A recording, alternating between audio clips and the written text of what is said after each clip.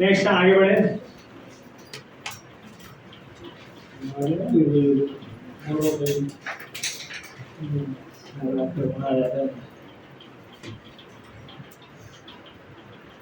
अच्छा है, आप मैं क्या करूँ, साइड बिजनेस भी चालू कर दूँ। लोगों की मैयत पैकेट होने का ये भी बिजनेस ही है। कोई भी रास्ते में मारा जाए वो जाने, अरे एक बार क्या करके चालू मार मुक्का मारूंगा, मुद्दा वही बोल रहा हूँ, सांस फूल जाएगी आपकी, रोक नहीं पाओगी। हाँ चलो आगे, अभी हंस रही हो, चलो ध्यान देना यहाँ पे। There are two more graphs, खत्म करते हैं फोटो इलेक्ट्रिक इक्वेशन, तुमने कंप्लीट है चैप्टर। डी प्रॉब्लम्स तो एकदम फटाफट हो जाएगा, कुछ नहीं उसके बाद today we complete theory part, next session will do the MCQs chapter over. चलो अभी next is we talk about this. There are two more graphs for the same consideration of potential difference was इसका है, पर अगर इसमें देखा होगा तो कुछ लिखा है, मैं यहाँ पे क्या लिखा है, नहीं बोलो ना, फ्रीक्वेंसी है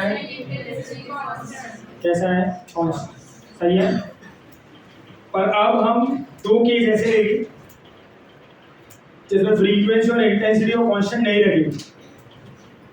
We will change frequency and intensity.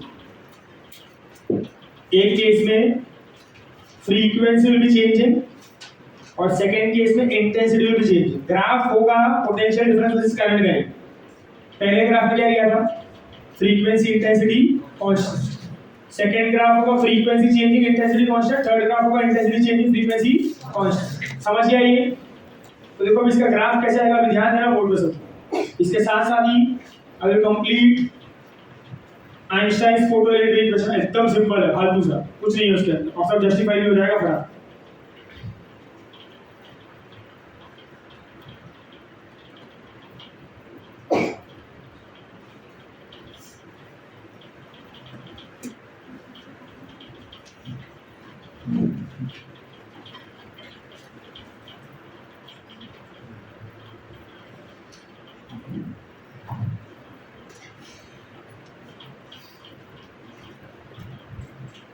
चलो ध्यान देना,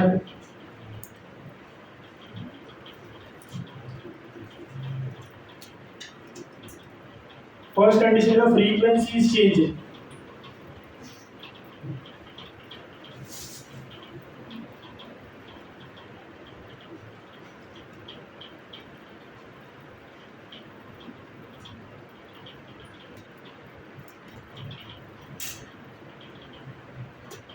इंटेंसिटी कैसा है, कांस्टेंट। इंटेंसिटी कैसा है, कांस्टेंट। फ्रीक्वेंसी क्या हो रहा है, चेंज। तो लाइट का फ्रीक्वेंसी क्या चीज से डील करता है, फ्रीक्वेंसी मींस एनर्जी ना, फ्रीक्वेंसी मींस व्हाट, एनर्जी। हमने कहा है ना जिसका वेवलेंथ ज्यादा होता है उसका फ्रीक्वेंसी कम होता है ना, और उसका एनर्जी भी कैसा होता है, कम। और जिसका वेवलेंथ कम उसका फ्रीक्वेंसी ज्यादा, उसका एनर्जी भी कैसा, ज्यादा। जैसा और नो, अगर आपने फॉर्मूला में देखा होगा E = h nu ना, जो आगे जाके आएगा, बट अगर मैंने पहले रिलेट कर दिया तो E किसके इक्वल होता है, h nu। किसके इक्वल होता है, h nu। बोलो nu क्या है, फ्रीक्वेंसी, E क्या है, एनर्जी, h क्या है, कांस्टेंट। तो बोलो एनर्जी और फ्रीक्वेंसी कैसा है, डायरेक्टली प्रोपोर्शनल ना, कैसा ये, डायरेक्टली प्रोपोर्शनल। तो बोलो एनर्जी और फ्रीक्वेंसी अगर डायरेक्टली प्रोपोर्शनल है तो जैसे जैसे फ्रीक्वेंसी को चेंज करोगे एनर्जी भी चेंज हो। कौन सा एनर्जी जो आप इंसिडेंट कर रहे हो, जैसा और नो, फ्रीक्वेंसी बढ़ाने में एनर्जी बढ़ता है, फ्रीक्वेंसी कम करने में एनर्जी कम होगा, यस और नो। तब देखो मैं कैसे रिलेट कर रहा हूँ, क्या रिलेट कर रहा हूँ, अंडरस्टैंड करना है, pay attention here.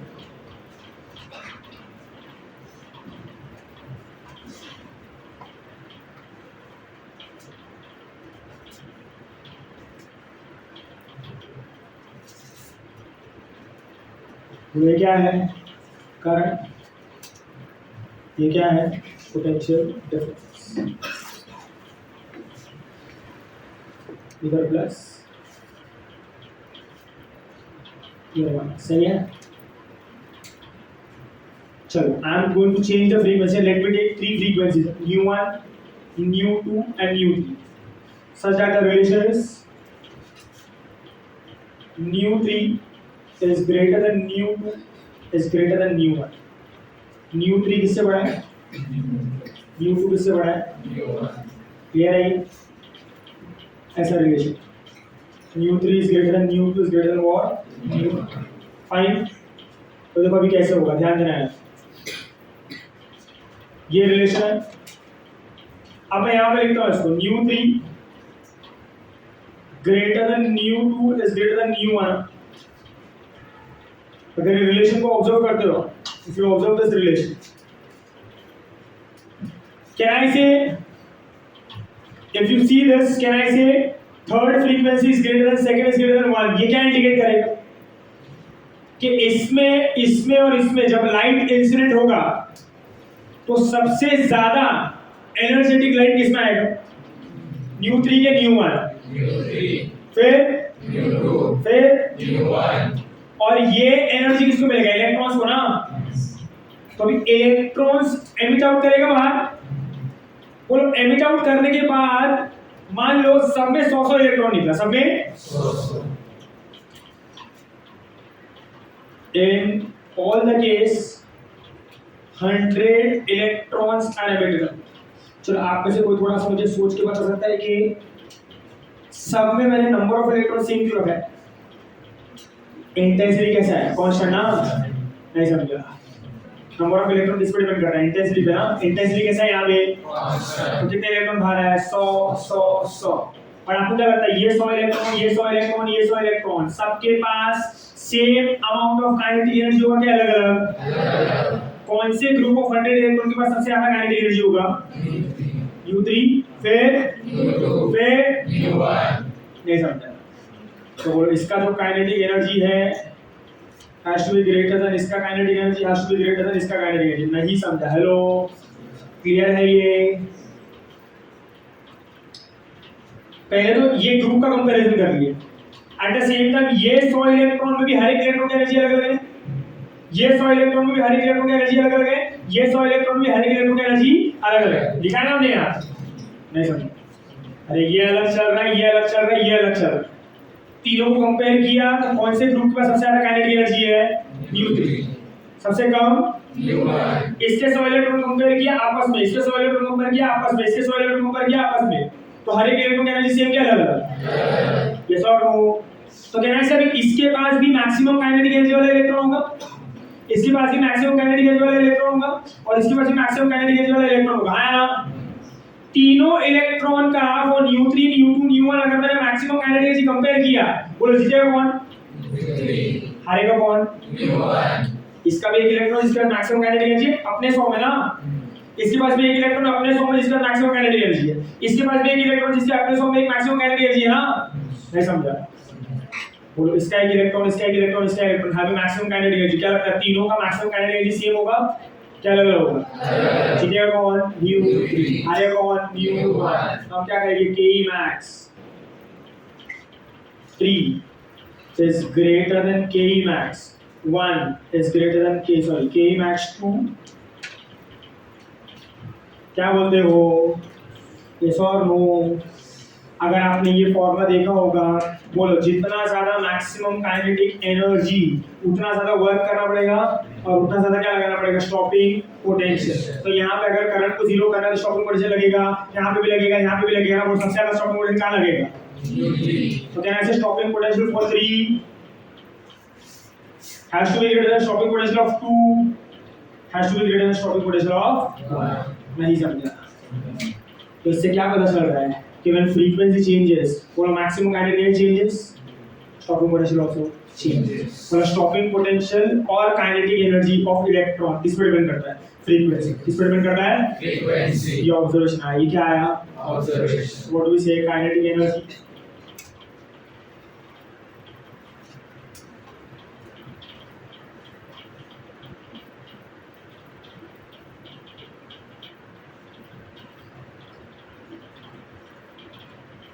depends upon what,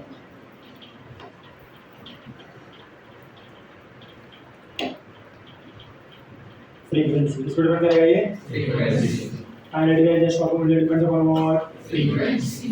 सही है ये।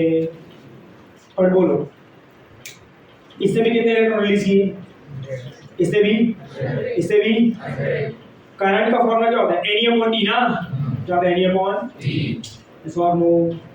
तो बोला सब में नंबर ऑफ इलेक्ट्रॉन्स कैसा है? सेम। तो सब में करंट भी कैसा आएगा? सेम। नहीं समझेगा। Are getting my point? All will have the same current. तो बोला सबके लिए करंट कैसा रहेगा? कांस्टेंट ना। अरे करंट किस में डिपेंड करता है? इंटेंसिटी पे। बोला तीनों फ्रीक्वेंसी के लिए इंटेंसिटी कैसा है? तो करंट भी कैसा होगा? तो सबका सैचुरेशन करंट कैसा होगा? सेम। और सबका स्टॉपिंग वोल्टेज सेम होगा अलग-अलग? नहीं समझेगा। तो ग्राफ इसका ऐसा होगा। Are you getting my point? Hello, hello, hello. नहीं समझा। और सबका stopping potential is going to be different. देखो ऐसा कैसा स्टॉपिंग पोटेंशियल है, ये ऐसा स्टॉपिंग पोटेंशियल, ये ऐसा स्टॉपिंग पोटेंशियल। बोलो ये क्या है? V0, ये क्या है? V0, ये क्या है? V0। Do not compare the negative value. अब ये मत बोलो कि -3 -5 से बड़ा है, ऐसा मत सोचो। -3 क्या है? कन्वेंशन है ना। वैल्यू बड़ा कौन सा है? 5 ना, छोटा कौन सा है? 3। माइनस साइन क्या इंडिकेट कर रहा है? तो उल्टा पोटेंशियल, उल्टा पोटेंशियल। नहीं समझा? सो V03 is greater then V02 is greater then V01। समझा ये? और इससे ये कंक्लूजन मिलता है, ये काम का है। ये जो पॉइंट है ना, ये सारे एमसीक्यू में आएगा। काइनेटिक एनर्जी और स्टॉपिंग वोल्टेज किस पर डिपेंड करता है? फ्रीक्वेंसी। किस पर डिपेंड करता है? फ्रीक्वेंसी। अरे वेरी नाइस पॉइंट, समझा सबको ये क्या है? So next is थोड़ा आगे क्या होगा?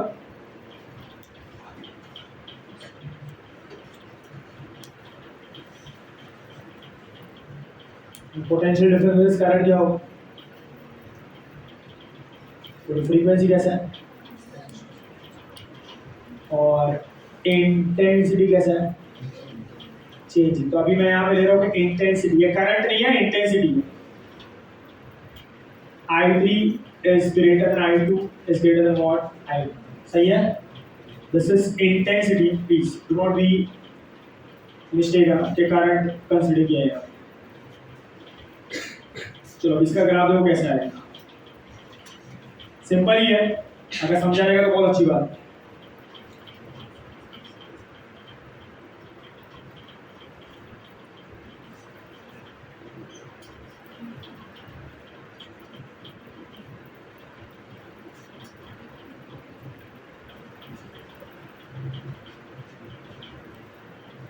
बोलो अभी इंटेंसिटी अलग अलग है बट फ्रीक्वेंसी कैसा है?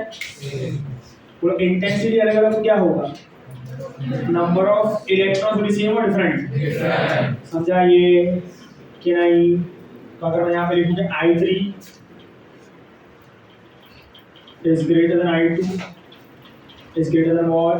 I1। किससे बड़ा ये? I1।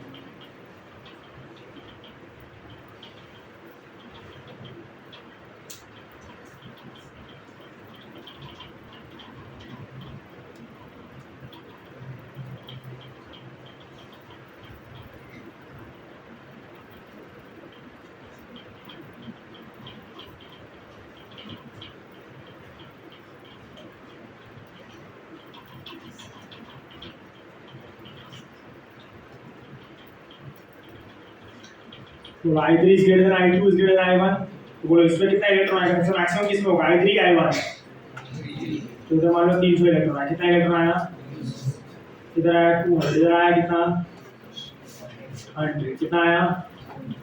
तो क्या लगता है सबके लिए करंट सेम आएगा अलग अलग? तो यहाँ पे करंट भी डिफरेंट फॉर ऑल ना। देखो ऐसा मान लो सबसे पहले का सैचुरेशन ऐसा है, यहाँ पे ध्यान देना है, पे अटेंशन। चलो साथ में आता है ये 300 200 या 100 ना। तो सोचो थोड़ा, बोलो फ्रीक्वेंसी कैसा है? कांस्टेंट ना। फ्रीक्वेंसी कैसा है? कांस्टेंट। बोलो ये 300 इलेक्ट्रॉन, ये 200 इलेक्ट्रॉन, ये 100 इलेक्ट्रॉन। Frequency is constant. इसका फास्टेस्ट मूविंग इलेक्ट्रॉन, इसका फास्टेस्ट मूविंग इलेक्ट्रॉन और इसका फास्टेस्ट मूविंग इलेक्ट्रॉन, सबके पास जो मैक्सिमम काइनेटिक एनर्जी होगा विल बी सेम और डिफरेंट? सेम ना। नहीं समझा? अरे गेटिंग माय पॉइंट? और आप एग्जांपल से भी समझ सकते हो। मान लो आपने फ्रीक्वेंसी कांस्टेंट कर दिया है और आपका जो लाइट एनर्जी दे रहा है वो 10 यूनिट्स। कितना है? तो भले इसमें 300 इलेक्ट्रॉन है, भले इसमें 200 इलेक्ट्रॉन है, भले इसमें 100 इलेक्ट्रॉन है, मान लो वो मेटल प्लेट में से निकल गया, आपको क्या लगता है मेटल प्लेट में से निकलने के लिए कोई भी फ्रीक्वेंसी पे काम होता है कि एक सर्टेन फ्रीक्वेंसी चाहिए? इसका मतलब ये है कि बाहर निकलने के लिए कोई भी एनर्जी नहीं, एक सर्टेन एनर्जी लगता है ना। तो मान लो उसमें से 4 जूल जो है, 4 जूल 4 जूल चला जाता है बाहर आने के लिए, चाहे वो 300 इलेक्ट्रॉन में से एक इलेक्ट्रॉन हो, चाहे वो 200 इलेक्ट्रॉन में से एक इलेक्ट्रॉन हो, चाहे वो 100 इलेक्ट्रॉन में से एक इलेक्ट्रॉन, बाहर निकलने के लिए कितना चाहिए? 4 जूल। तो बचा कितना चाहिए ना? तो मैक्सिमम कितना हो सकता है उसके पास? 6 ना। तो ये 300 इलेक्ट्रॉन में से जो फास्ट मूविंग इलेक्ट्रॉन होगा उसके पास मैक्सिमम कितना होगा? 6। यहाँ पे भी कितना होगा? 6। यहाँ पे भी कितना होगा? 6। नहीं समझा? तो मैक्सिमम कैलोरी सेम है ना। अगर आप फ्रीक्वेंसी बदलोगे तो लाइट का आने वाला एनर्जी बचेगा। मतलब पहले आप कितना दे रहे थे? 10 ना, अभी आपने कितना दिया? 15 ना। तो 10 का 15 हुआ, तब ये 6 का कितना होगा? 11 ना। नहीं समझा? 6 का कितना होगा? पर आपने फ्रीक्वेंसी बताया क्या? तो इसके पास मैक्सिमम कितना हो सकता है? इसके पास देखो दोनों में डिफरेंस समझो। जब आप फ्रीक्वेंसी बदलते हो तो आप ज्यादा एनर्जेटिक लाइट ला रहे हो और ज्यादा एनर्जेटिक इलेक्ट्रॉन को बाहर निकाल रहे हो, बट नंबर ऑफ इलेक्ट्रॉन्स कैसा है? सेम। आप जब इंटेंसिटी को बदलते हो तो आप ज्यादा एनर्जेटिक इलेक्ट्रॉन्स को बाहर निकाल रहे हो कि ज्यादा क्वांटिटी ऑफ इलेक्ट्रॉन को? बट एनर्जी कैसा रहेगा? मतलब तो most energetic electron will have the same energy ना। इधर भी 6, इधर भी 6 और इधर भी 6। क्लियर है ये? तो बोलो इसका जो Ke max है will be equal to what? इसका ना, इसका भी सेम। वो शॉपिंग पोटेंशियल कैसा होगा? क्लियर है ये? तो सबका शॉपिंग पोटेंशियल कैसा है? सेम। सबका सैचुरेशन करंट कैसा होगा? अलग अलग ना। तो लाइक दिस। बोले इधर क्या होगा? I1 I3 है, शॉपिंग पोटेंशियल कैसा है? सेम। चलो क्लियर है ये? कैसे इस रिलेशन में पोटेंशियल डिफरेंस करंट वहां पे फाइन, डन, क्लियर, समझा कि नहीं? This is the way to graph. Very very important, अभी ध्यान देना है। वो इंटेंसिटी बदला तो क्या काइनेटिक एनर्जी चेंज हुआ? स्टॉपिंग एनर्जी चेंज हुआ, मतलब स्टॉपिंग पोटेंशियल और kinetic energy intensity depend. Intensity पे सिर्फ कौन डिपेंड करता है? करंट ना। कौन डिपेंड करता है? करंट। ऐसा समझो। सो व्हाट डू वी से? ये भी बहुत इंपॉर्टेंट पॉइंट है। Kinetic energy Ke max and stopping potential of what are independent of what? Intensity. Very important point. Are independent of what? MCQ में यही सब पॉइंट का हमारा ध्यान रखना चाहिए। क्लियर है? तो स्टॉपिंग पोटेंशियल काइनेटिक किस पे डिपेंड करता है? फ्रीक्वेंसी। किस पे डिपेंड नहीं करता है? इंटेंसिटी। करंट किस पे डिपेंड करता है? इंटेंसिटी। करंट किस पे डिपेंड नहीं करता है? फ्रीक्वेंसी है, स्टॉपिंग पोटेंशियल और काइनेटिक। हाँ है ना? क्लियर है ये? This are the two most important class. चलो समझ में आया ये? सबको क्लियर है? डन, क्लियर, आगे बढ़े। सो नेक्स्ट इज चालू है। So next is to talk about this Einstein's photo radiation. अभी ये सब जो भी मिला ना, ये सब ग्राफ से मिल गया। We got this all the things from the graph and from the experiment.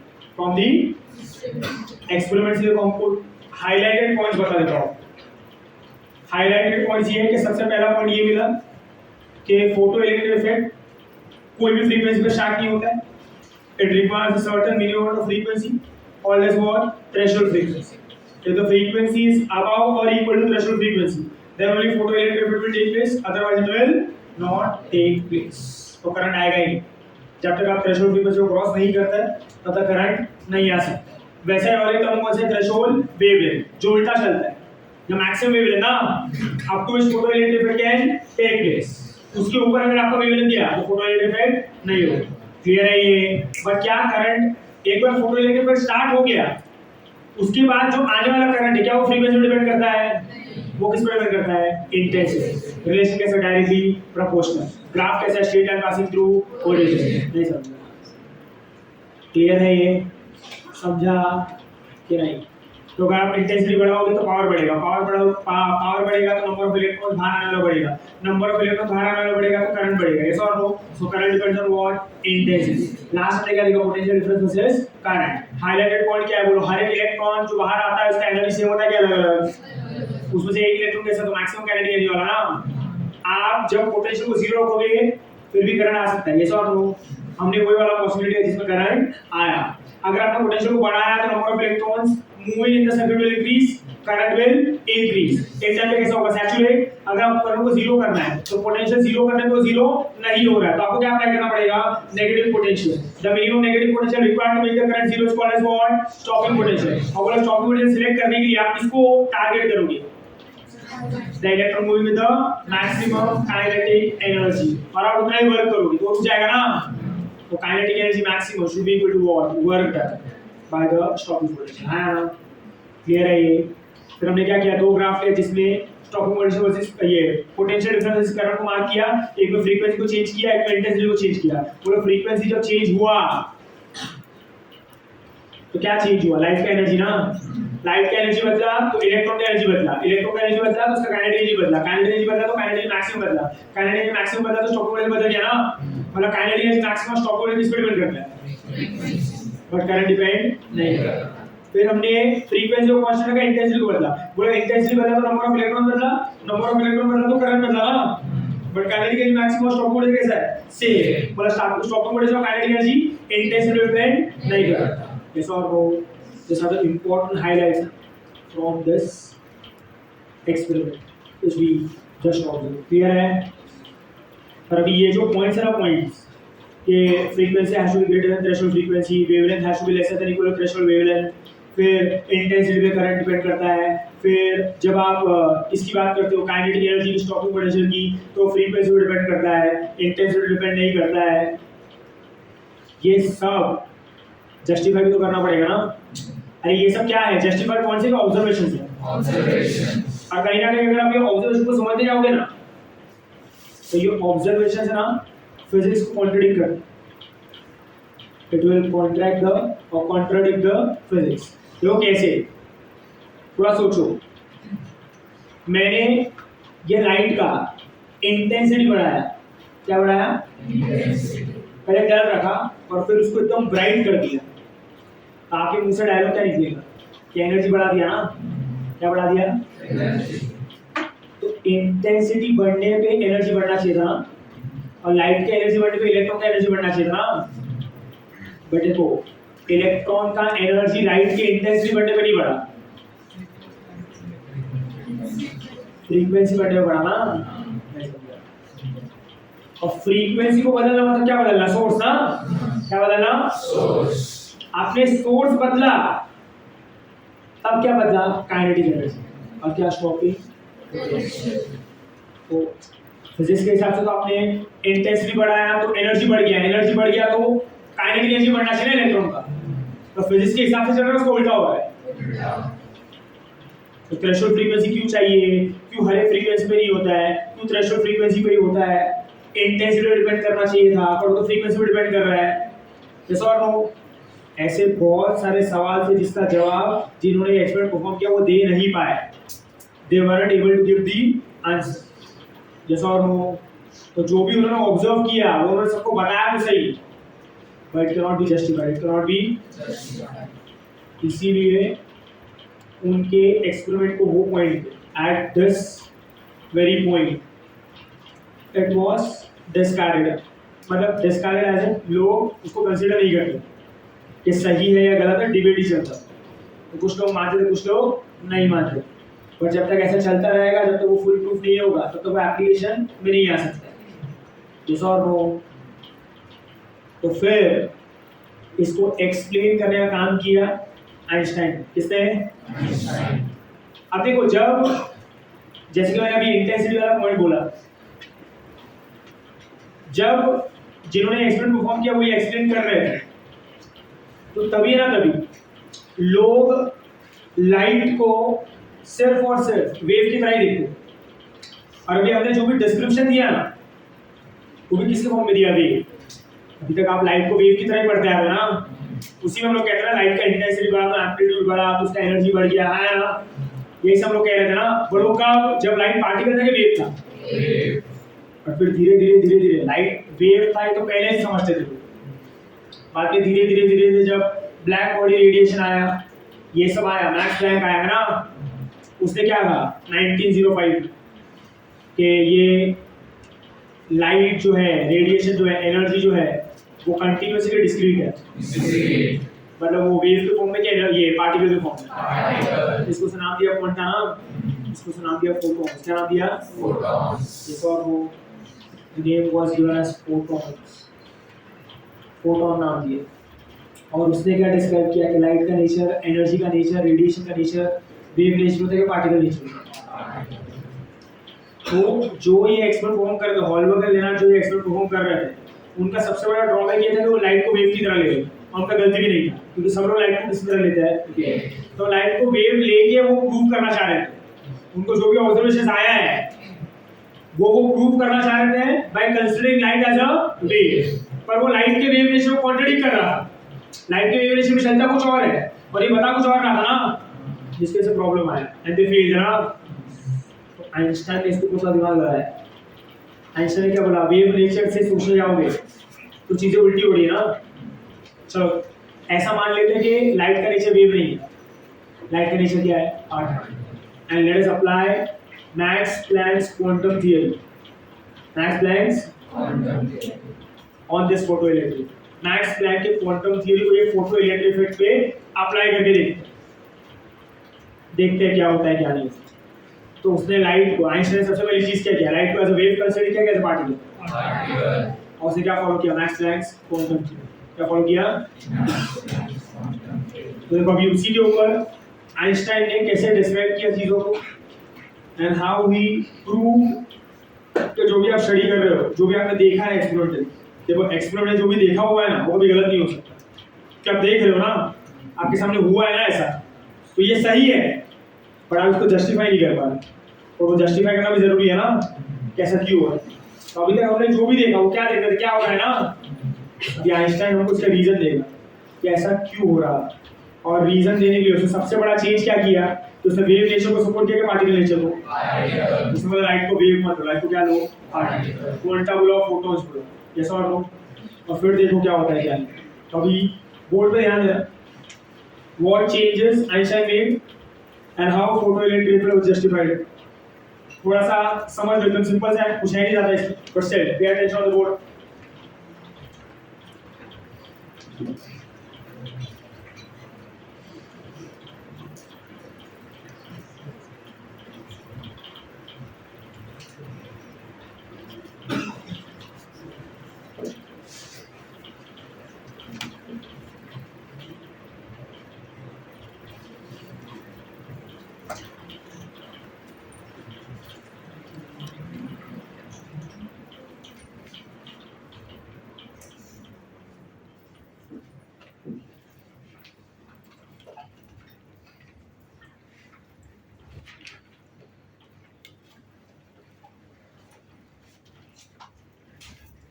चलो ये तो आपको पता होना चाहिए, please spare me with this.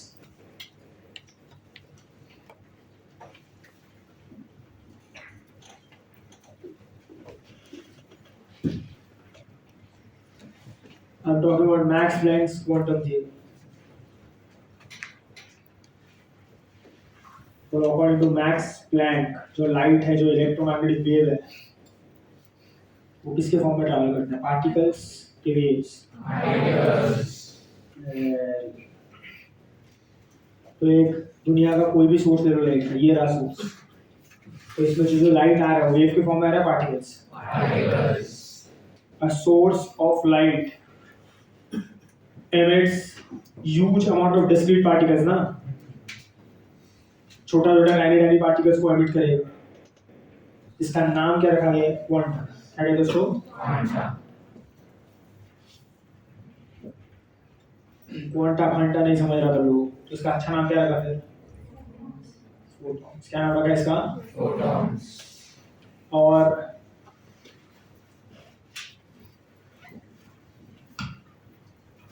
every photon तो हर एक फोटोन का एनर्जी कितना होता है? h, जहाँ पे h क्या है? सुना है आपने कभी? कितना वैल्यू होता है? 6.6 जूल। हाँ या ना? क्या नाम है इसका? Planck's constant. Do you remember this? Thank you. ये क्या होगा? Planck's constant. न्यू क्या है? फ्रीक्वेंसी। ई क्या है? एनर्जी।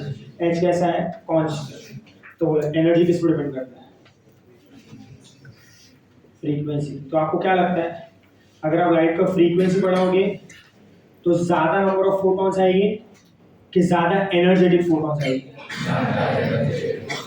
मतलब फ्रीक्वेंसी फोटॉन्स का क्या बदलता है? क्वालिटी ना? क्या बदलता है? क्वालिटी। एनर्जी उसका क्वालिटी हो ना भाई, ज्यादा एनर्जी आएगा तो ज्यादा क्वालिटी वाला है, कम एनर्जी आएगा तो कम क्वालिटी वाला है। So what does frequency change? The quantity और द क्वालिटी? फ्रीक्वेंसी डील करता है क्वालिटी से। किससे डील करता है? Quality. So as frequency increases,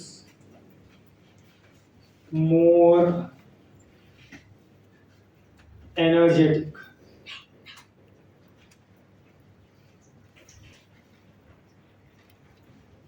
photons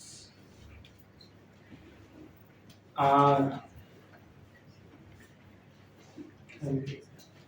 clear है ये? तीसरा पॉइंट, और अगर आपने इंटेंसिटी बढ़ाया, इसका मतलब है कि आपने ब्राइटनेस बढ़ाया। ब्राइटनेस बढ़ाया मतलब ज़्यादा लाइट आनी चाहिए। ज़्यादा लाइट आने के लिए ज़्यादा फोटॉन्स आने चाहिए। ज़्यादा फोटॉन्स आए मतलब क्वांटिटी ऑफ फोटॉन्स बढ़ गया ना, मतलब नंबर ऑफ फोटॉन्स कम ज़्यादा ये किस पर डिपेंड करता है? फ्रीक्वेंसी पे, इंटेंसिटी पे। तो who will decide the quantity of photons? Frequency और इंटेंसिटी? और intensity of intensity of light, बोले कि ये क्या डिसाइड करता है? Number of photons. Number of quantity. Quality कौन डिसाइड करेगा? फ्रीक्वेंसी। क्वांटिटी कौन डिसाइड करेगा? इंटेंसिटी। सही है ये। नेक्स्ट इज फोर्थ इज, बोलो फोटोन जो है, photon it's a packet of energy ना, एक सोर्स है ऐसा। पहले आप कहते थे लाइट ऐसा वेव के फॉर्म में आ रहा है, सही है। अभी आप कह रहे हो कि लाइट कंटीन्यूअस फॉर्म में नहीं आता, लाइट पार्टिकल के फॉर्म में आता है ऐसे। और ये क्या है? फोटॉन। ये क्या है? And what is a photon? It's a packet of energy ना, it's a packet of energy which is moving ना। मूव कर रहा है तो इसका क्या होगा? मूवमेंट। क्या होगा? मोमेंटम। और क्योंकि मोमेंटम है तो मास भी होगा ना, बट क्योंकि ये पैकेट ऑफ एनर्जी है तो इसका रेस्ट मास कैसा होता है? जीरो। रेस्ट मास कैसा होता है? जीरो। इसका मास सिर्फ कब होता है? मूवमेंट में। तो कैसे कभी होता है? क्योंकि this comes from Einstein's mass energy relation ना, E equal to what? mc²। इस दुनिया का कोई भी मास अगर स्पीड ऑफ लाइट से ट्रैवल करता है तो एनर्जी बढ़ेगा, एंड वाइस वर्सा। एंड इस दुनिया की कोई भी एनर्जी अगर स्पीड ऑफ लाइट से मूव करती है तो किसमें बचेगी? मास। वो फोटोन पार्टिकल है, क्या वो मूव कर रही है? क्या वो लाइट है? And it is moving with the speed of light ना, मतलब उसके पास उसका एनर्जी किसमें कन्वर्ट हो चुका है? मास। तो उसका मास भी होगा ना। पर ये कब पॉसिबल है? जब वो रेस्ट पे मूव कर रहा है। पर अगर फोटोन रेस्ट पे है, जो कभी होता नहीं है, पर अगर रेस्ट पे हुआ तो उसका मास कितना होगा? जीरो। क्योंकि मास एनर्जी आ रही है, मास आने के लिए उसको क्या करना पड़ेगा? रेस्ट पे रहना पड़ेगा, मूव करना पड़ेगा। E इक्वल टू mc² में अगर मैं c को 0 कर दिया, सब 0 ना, तो मास होगा क्या? तो इसका रेस्ट मास कैसा होगा? 0। मूव करेगा तो मास होगा। आया ना? एमसीक्यू में आया था रेस्ट मास कितना होता है? तो rest mass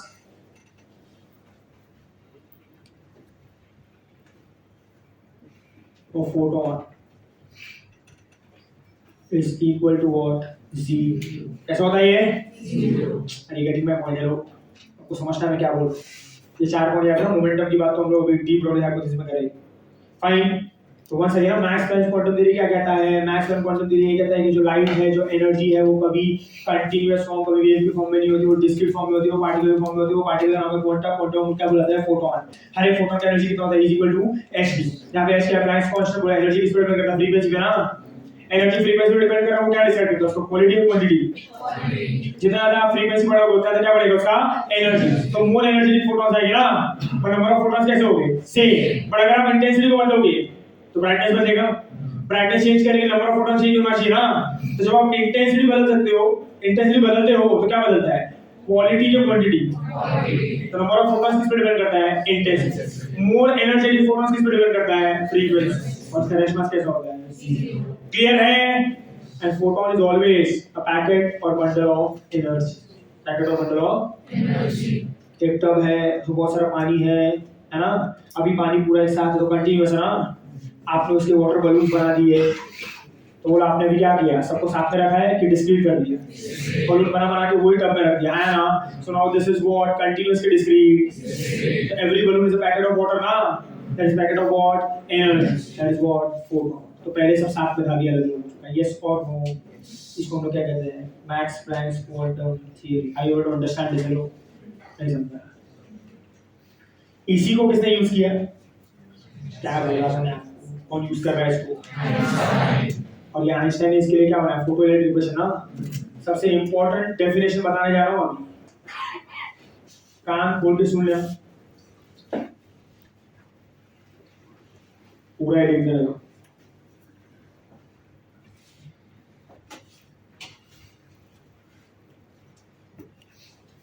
photo electric equation.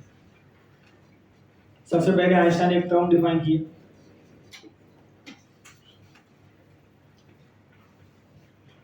जो होता है वर्क फंक्शन। आप इसको डिनोट कर सकते हो फाई नॉट से। फाई नॉट अगर आपको नहीं पसंद है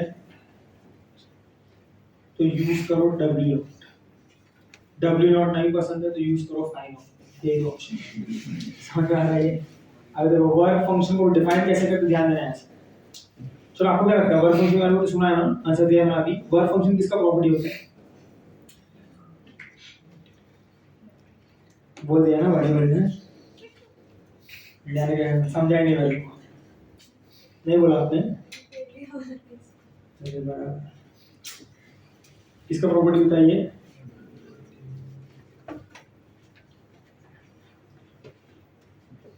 देखो फिर भी आगे लग रहा हूँ। कौन से मटेरियल? कौन से मटेरियल?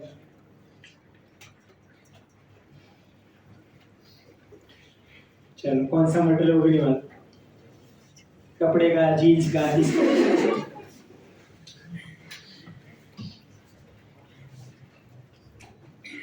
ये जो मेटल यूज करो तो फोटो इलेक्ट्रिक फिर उसके आना बोला आपने। ये मटेरियल बोला कि मेटल बोला? मटल।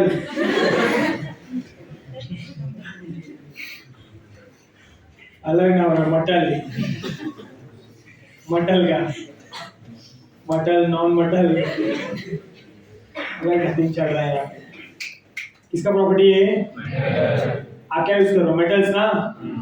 तो अलग अलग मेटल होता है ना, एल्यूमिनियम, आयरन, यस और नो? तो ये सब जो कॉपर, ये सब अलग अलग मेटल लगे, तो उसका प्रॉपर्टी। अभी ध्यान देना है क्या कह रहा हूं मैं, what I am trying to say. चलो मान लो आपको वर्क फंक्शन समझ आ रहा है, समझ लेना है, सबसे इंपॉर्टेंट है। फिर इसके बाद खत्म हो गया है, कुछ नहीं है इसका। बाद में इक्वेशन बनाना फालतू सा। ये देखो, ये एक मेटल प्लेट है इधर, ये दूसरा मेटल प्लेट है, ये तीसरा मेटल प्लेट। चलो ये मैंने लिया एल्यूमिनियम का, ये लिया कॉपर का, ये लिया आयरन का। ले सकता हूं कुछ भी, मेरा मर्जी है, सही है? यहाँ पे मैंने सोर्स ऑफ लाइट को रखा है, यहाँ पे मैंने सोर्स ऑफ लाइट को रखा है, यहाँ पे मैंने सोर्स ऑफ लाइट को रखा है, सही है? मैं इसका लाइट सिलेक्ट कर रहा हूं इन terms of photons, in terms of photons, in terms of photons. यहाँ पे ही फोटॉन, यहाँ पे ही फोटॉन, यहाँ पे ही फोटॉन्स, ये फोटॉन फोटॉन फोटॉन। यस और नो? ये लाइट इंसिडेंट हो रहा है किस पे? मेटल प्लेट पे, सही है? फुल फोटॉन का एनर्जी होगा ना, एनर्जी क्या होगा? E is equal to E is equal to and E is equal to what? सही है। मान लो यहाँ पे E is equal to h nu, energy हर एक फोटोन का जो एनर्जी वो 1 जूल है। यहाँ पे 1, यहाँ पे 1 1 1 कितना है? यहाँ पे फोटो इलेक्ट्रिक नहीं गिरेगा ना फोटॉन्स, यस और नो? ये फोटोन गिरा, इलेक्ट्रॉन ने एब्जॉर्ब किया, बट कोई भी इलेक्ट्रॉन बाहर नहीं आया। There is no photo electric effect for aluminium. Same there is no photo electric effect for copper, there is no photo electric effect for iron. तो फिर किया ही क्यों? नहीं समझा ना आपको कि एनर्जी क्या लेना था किसका? फोटॉन्स का, यस और नो? अब हमने क्या किया? एनर्जी को चेंज किया, बढ़ाया, इधर कर दिया 2, कितना किया? इधर भी कितना किया? इधर भी कितना किया? सही है, 2 2 2। व्हाट वी ऑब्जर्व इज कि एल्यूमिनियम के लिए हो गया, बट कॉपर के लिए नहीं हुआ, आयरन के लिए नहीं हुआ। किसके लिए हुआ? किसके लिए नहीं हुआ? किसके लिए नहीं हुआ? आयरन। यस और नो? क्लियर है? इसमें 2 पे हो गया ना, 2 पे होगा तो ऑब्वियसली 3 पे भी होगा, 4 पे भी होगा, 5 पे भी होगा, 6 पे भी होगा, 7 पे भी होगा, है ना? तो क्या पता चल रहा है यहाँ से कि फोटोन का कोई भी एनर्जी चलेगा एल्यूमिनियम के लिए, it will require a certain minimum energy, जिसके बाद इसमें से इलेक्ट्रॉन बाहर आएगा ना, that minimum amount of energy required by the given material, by the given metal plate for the electron to be emitted out, for the electron to be emitted out is called as work function of that metal plate, called as what? Work function of that metal plate। इसका simple fundamental ये है कि यहाँ के electron को वो electrostatic force को break करने के लिए मिनिमम कितना एनर्जी चाहिए? 2 जूल। कितना चाहिए? 2 जूल। अगर आप 2 जूल से कम दोगे तो नहीं तोड़ पाएगा और बाहर नहीं आ पाएगा ना। 2 जूल दोगे या तो 2 जूल से ज्यादा दोगे तो उसको तोड़ देगा, and will come out, will come out. आपको क्या लगता है हर एक मेटल प्लेट में ये जो फोर्स ऑफ अट्रैक्शन होगा वो सेम होता है क्या अलग, डिपेंडिंग ऑन इट्स एटम्स ना? तो यहाँ पे भी एमिशन 2 जूल पे होगा, it will require some certain energy, it will be same as aluminium और डिफरेंट। तो यहाँ पे 2 पे नहीं हुआ, यहाँ पे भी 2 पे नहीं हुआ, यस और नो? पर यहाँ पे हुआ ना, तो इसके लिए मिनिमम एनर्जी कितना रिक्वायर्ड है? 2 जूल। तो इसका वर्क फंक्शन होगा 2 जूल। कितना होगा? किसका? एल्यूमिनियम। चलो ये तो हो गया, इधर तो हो गया। फिर 3 किया तो भी होगा, 4 किया तो भी होगा, 5 किया तो भी होगा, होगा ना? यहाँ पे 2 पे नहीं हुआ, यहाँ पे भी 2 पे नहीं हुआ, यहाँ पे 3 किया, 3 कितना किया? कितना किया? 3। इसमें हो गया पर इसमें नहीं। तो बोलो कॉपर के लिए what is the minimum energy required? 2 joule 3 joule. तो the minimum amount of energy required for copper for photoelectric effect to take place is what? 3 joule. ये 3 जूल का क्या होगा? Work function. क्या होगा ये? Work function. नहीं समझा? तो 3 के बाद 4 करो, 5 करो, 6 करो, सब पे होगा ना? इसमें 3 पे हुआ क्या? 4 किया, हो गया। 4 किया तो हो गया। तो बोलो इसका मिनिमम एनर्जी का रिक्वायरमेंट कितना है? 3 के 4। तो इसका वर्क फंक्शन कितना है? 4। कितना है ये? 4 जूल। बोले यहाँ पे कितना है? 2 जूल। यहाँ पे कितना है? 3 जूल। यहाँ पे कितना है? 4 जूल। ये सब क्या है? इसका वर्क फंक्शन। क्या है इसका? Work function. तो एल्यूमिनियम के लिए वर्क फंक्शन कितना आया? 2 जूल। कॉपर के लिए 3 जूल। आयरन के लिए 4 जूल। तो क्या कहने का ट्राई कर रहा है ये कि अगर एल्यूमिनियम में से आपको इलेक्ट्रॉन को निकालना है तो फोटोन का मिनिमम एनर्जी कितना होना चाहिए? 2 जूल या तो उससे ज्यादा। कॉपर से निकालना तो मिनिमम कितना होना चाहिए? 3 जूल या तो उससे ज्यादा। आयरन से निकालना तो कितना होना चाहिए? 4 जूल या तो उससे ज्यादा। अगर 4 जूल से कम हुआ तो होगा क्या? 3 जूल से कम हुआ तो होगा क्या? 2 जूल से कम हुआ तो होगा क्या? नहीं। Are you getting my point? बोलो इसको 5 जूल दिया, इसको 5 जूल दिया, इसको 5 जूल दिया, होगा तीनों के लिए कोई एक के लिए? क्योंकि तीनों के लिए energy of photon work function से बड़ा है ना, एल्यूमिनियम के भी, कॉपर के भी और नहीं समझा? क्लियर है ये? तो इसीलिए अगर मुझे वर्क फंक्शन को डिफाइन करना, वेरी इंपॉर्टेंट डेफिनेशन पूरा इस पे चलता है। The minimum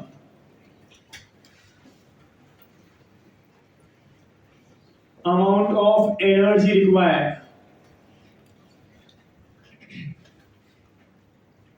for a given material for electron to be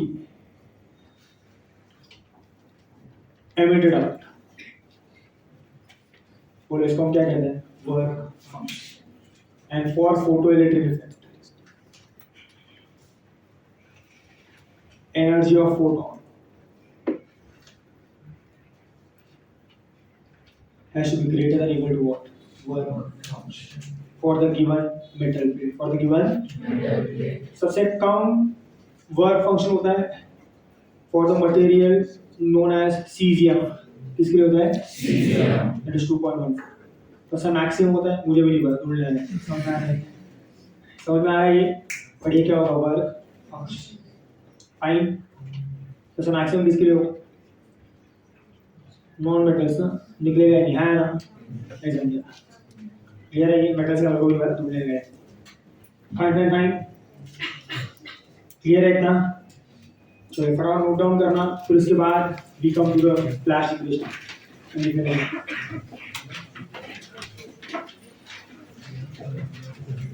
चलो बुक निकालो, लिखो.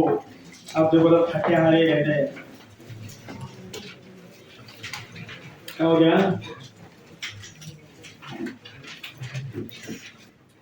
So next we talk about is Einstein's photoelectric equation. एकदम सिंपल सा. एंड कैसे उसे जस्टिफाई की?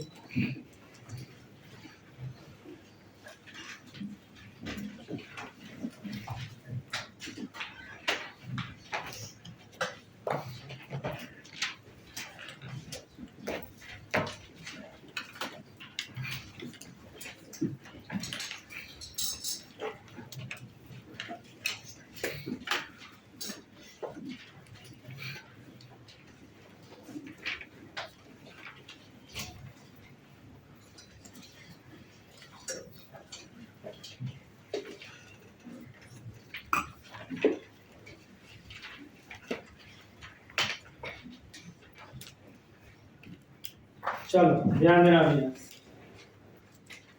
What is Einstein's photoelectric equation? चलो मान लो मैंने कोई भी पर्टिकुलर मटेरियल का यहाँ पे एक मेटल प्लेट दिया है ऐसा.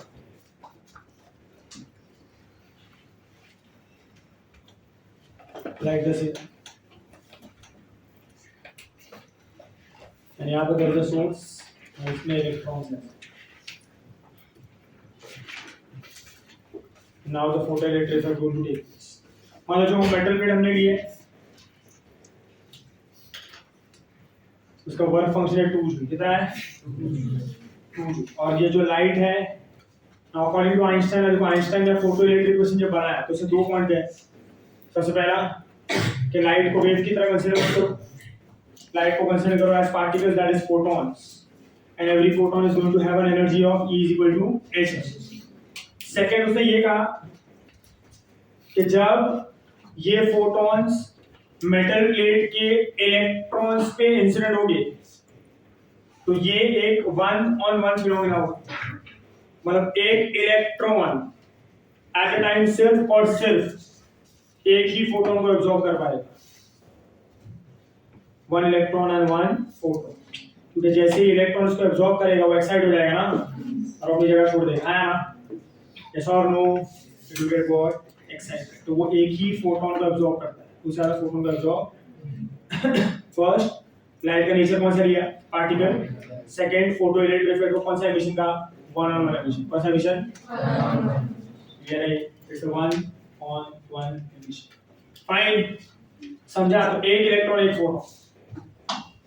तो मान लो यहाँ पे एक सोर्स दिया हमने और उससे अब यहाँ पे लाइट इंसिडेंट हो रहा है इन टर्म्स ऑफ फोटॉन्स, जिसका एनर्जी है E इक्वल टू h. मान लो हर एक फोटोन का जो एनर्जी है वो है 6 जूल. कितना है? 6 जूल. कितना है? 6 जूल. चलो जैसे ये light in terms of photons electrons भी गिरेगा तो हर एक इलेक्ट्रॉन एक एक फोटोन को कंप्लीटली एब्जॉर्ब करेगा ना. तो अभी हर एक इलेक्ट्रॉन के पास कितना कितना एनर्जी आ गई? 6 जूल. कितना आया? 6 जूल. जितने भी नंबर ऑफ फोटॉन्स आप इंसिडेंट करोगे उतने नंबर ऑफ इलेक्ट्रॉन्स को एब्जॉर्ब कर लेंगे ना. अगर आप 100 फोटॉन्स को इंसिडेंट कर रहे हो तो 1-on-1 फिनोमेना है तो 100 इलेक्ट्रॉन्स को एब्जॉर्ब करेंगे. तो इफ आई से तेरा 100 फोटॉन्स 100 इलेक्ट्रॉन्स, बोलो हर एक इलेक्ट्रॉन का कितना एनर्जी आ जाएगा? 6 जूल। कितना? 6 जूल। बोलो बाहर निकलने के लिए कितना चाहिए? 2 जूल। दिया कितना है? 6 joule. Is it sufficient enough for the electron to be emitted out? तो क्या यहाँ पे इलेक्ट्रॉन का एमिशन होगा? होगा क्या नहीं होगा? Electron will be emitted out.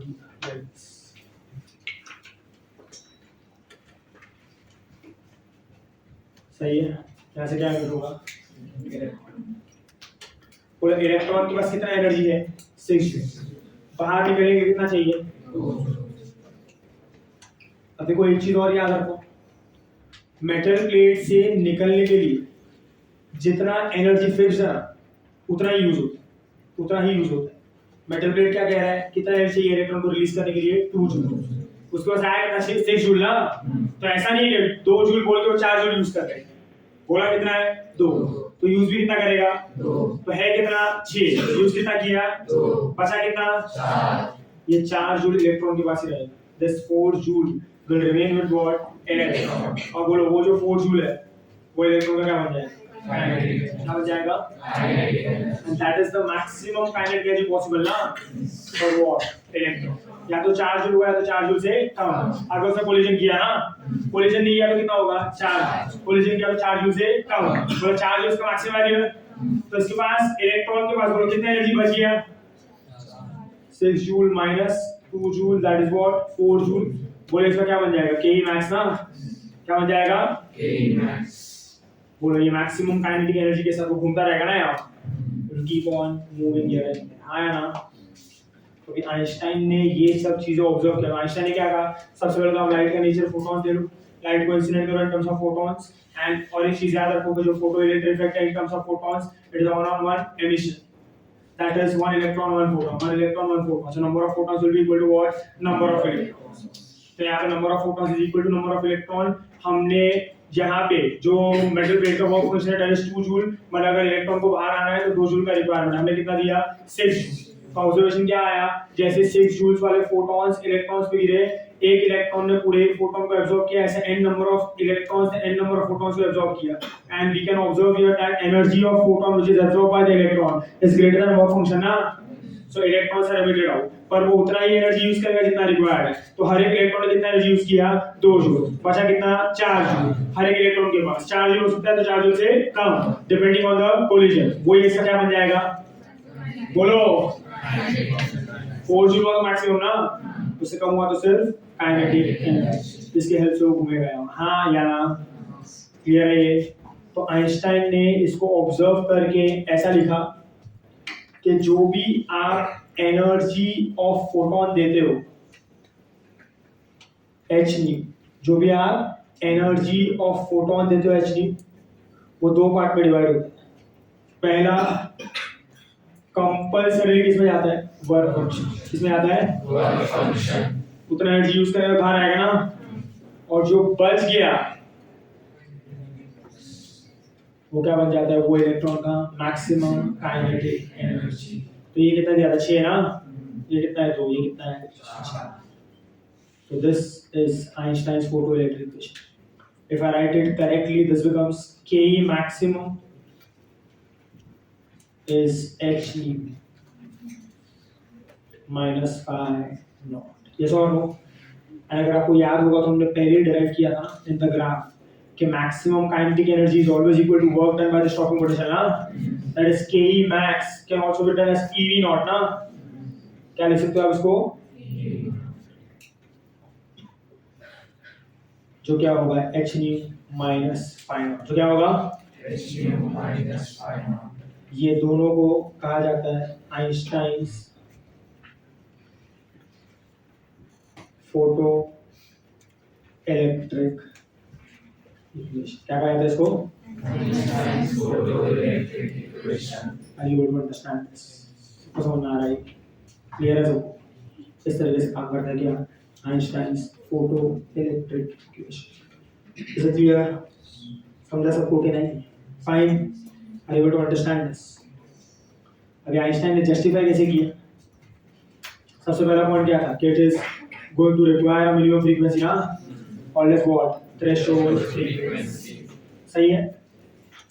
अब ये वर्क फंक्शन दिखता है, वर्क फंक्शन, वर्क फंक्शन का फॉर्मूला जो क्या होता है, हमने सिर्फ यहाँ पे क्या लिखा है, वर्क फंक्शन लिखा है ना। Also understand the formula for work function, यहाँ पे लिखता हूँ और फिर यहाँ पे रिलेट कर देगा।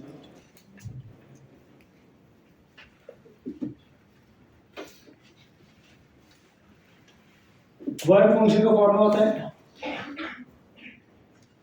एच न्यू नॉट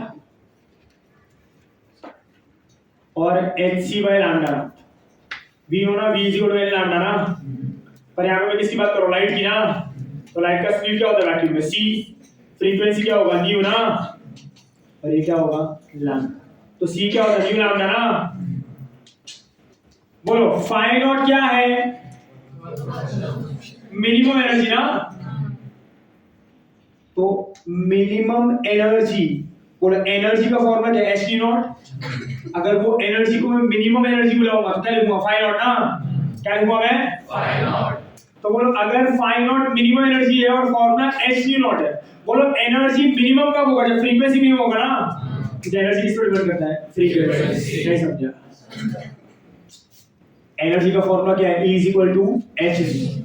आप कौन सी एनर्जी की बात कर रहे हो, मिनिमम एनर्जी। मिनिमम एनर्जी का अपना नाम क्या रखा है, वर्क फंक्शन। तो E की जगह पे क्या आ जाएगा, फाई नॉट। और अगर एनर्जी मिनिमम है तो फ्रीक्वेंसी को भी कैसा होना पड़ेगा, मिनिमम फ्रीक्वेंसी को आप क्या बुलाते हो, थ्रेशोल्ड फ्रीक्वेंसी। आप क्या बुलाते हो, तो न्यू की जगह पे क्या आ जाएगा, न्यू। क्या आ जाएगा, और न्यू नॉट है, ये न्यू नॉट है तो ये क्या होगा, लैम्डा नॉट ना, थ्रेशोल्ड वेवलेंथ। तो बोलो न्यू नॉट का फॉर्मूला क्या बनेगा, सी अपॉन लैम्डा नॉट ना।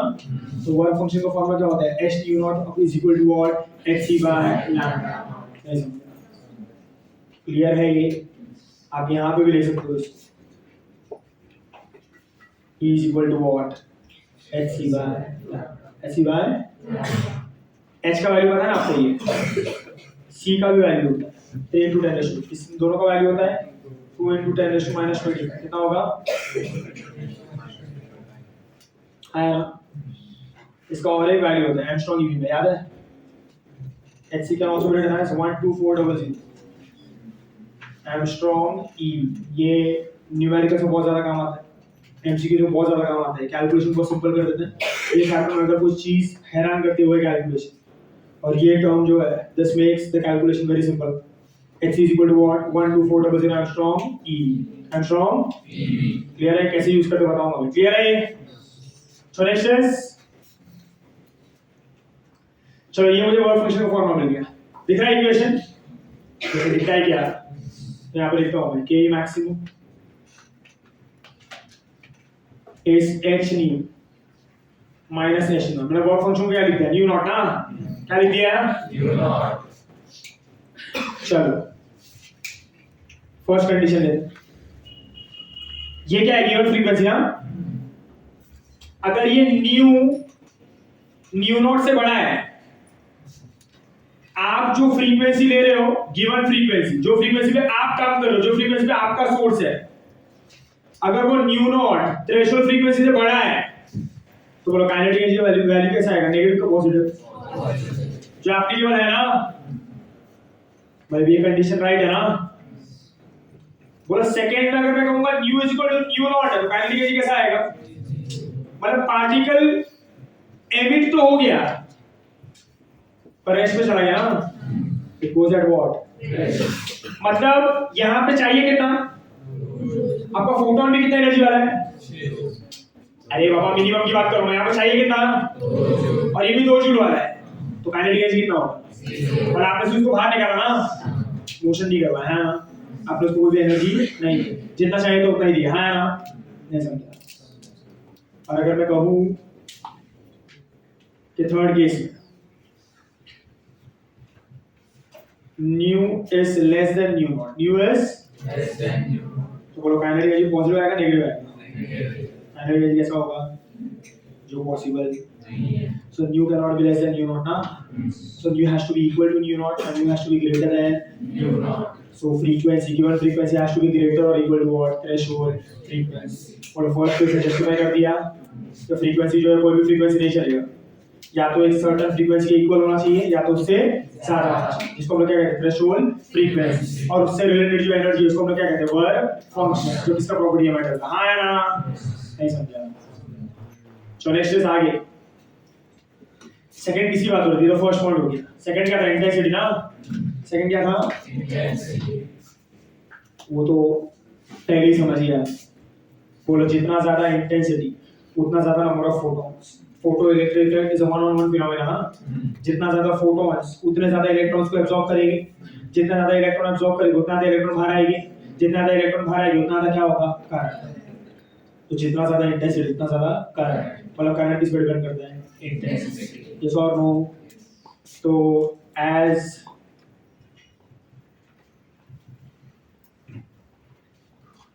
intensity increases, number of photons increases, number of electrons increases, current increases। तो करंट इस पर डिपेंड करता है। ये भी जस्टिफाई कर दिया ना उसने। फिर तो खाया है क्या वन ऑन वन फिनोमेना ये ना समझ में आ रहा है। सो एवरीथिंग वाज जस्टिफाइड ना। Einstein gave the right answer. Why are these things going on in this? फिर वो सब समझ में आता है कि देखो ना, आप फ्रीक्वेंसी बढ़ाओगे तो एनर्जी ऑफ फोटोन बढ़ेगा ना, एनर्जी ऑफ फोटोन बढ़ेगा तो एनर्जी ऑफ इलेक्ट्रॉन बढ़ेगा ना। मतलब क्या बढ़ रहा है? काइनेटिक एनर्जी ऑफ इलेक्ट्रॉन ना। मतलब काइनेटिक एनर्जी ऑफ इलेक्ट्रॉन किस पे डिपेंड कर रहा है? फ्रीक्वेंसी। और काइनेटिक एनर्जी मैक्सिमम बढ़ेगा तो शॉकिंग वोल्टेज बढ़ेगा ना। तो शॉकिंग वोल्टेज किस पे डिपेंड कर रहा है? फ्रीक्वेंसी। वो इंटेंसिटी पे डिपेंड। सब कुछ जस्टिफाई हो गया है यहाँ पे। Everything, each and every point is justified now by what? Einstein's photoelectric equation. By what? Einstein's photoelectric equation. Clear है ये?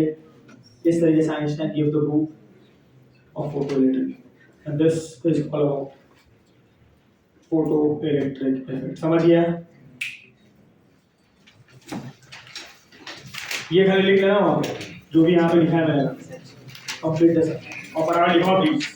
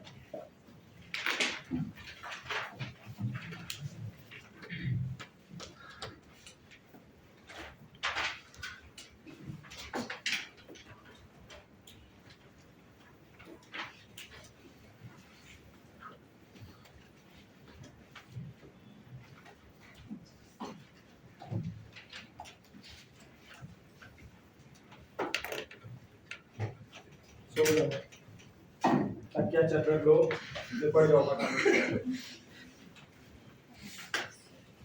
जाओ उठो उठ जाओ स्टैंड अप फास्ट गो लोगे सबको नींद आ रही है फिर बाल्टी लेके बैठो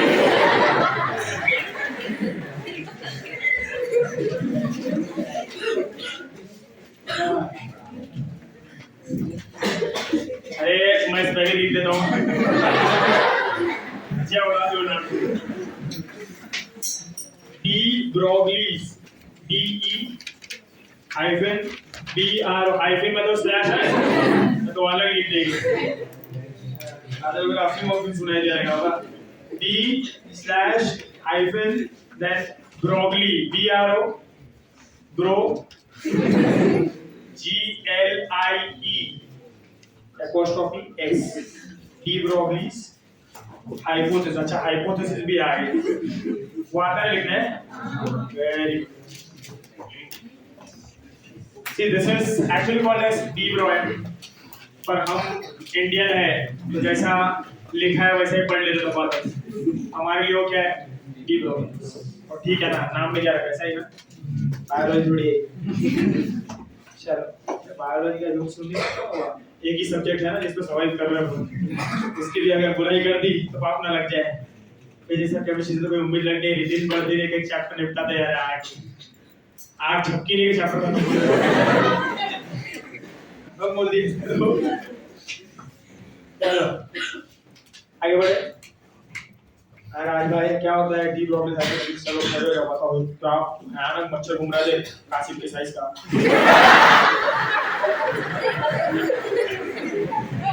कासिफ भाई लपड़ा है बहुत एकदम पेट भर के खून चूस के निकलना है लोग तो डरते भी नहीं इधर के मच्छर मैंने देखा ही आप मारने भागो उनको अपने पीछे आते क्या करेगा भाई इधर बंद कर दिया कांटा लगता है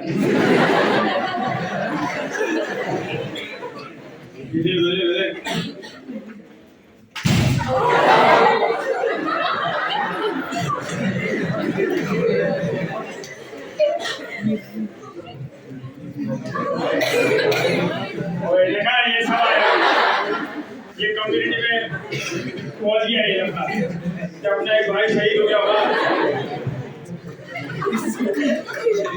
देखा सर आपको मछुआरा दो बाबा निपटा के आते हैं लोग देखा हाई रिफ्लेक्सेस भाई तो मालूम नहीं है अभी अपन भी ट्रेन है चौल पे रहे इतने मच्छर मारे चलो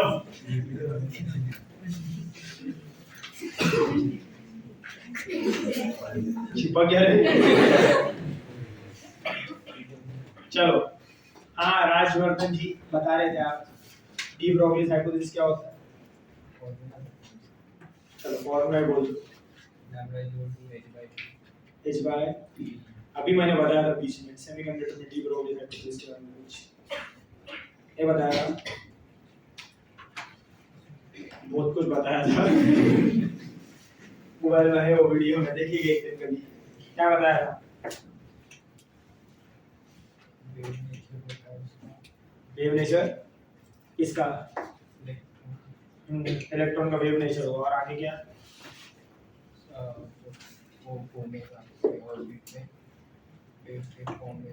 ये केमिस्ट्री वाला बता रहा है तो ऐसा सब मैंने बात नहीं की केमिस्ट्री वाला चलता रहा है मेरे को स्टेशनरी यूजर लूप बताएगा ना और वो मैंने कभी नहीं बताया था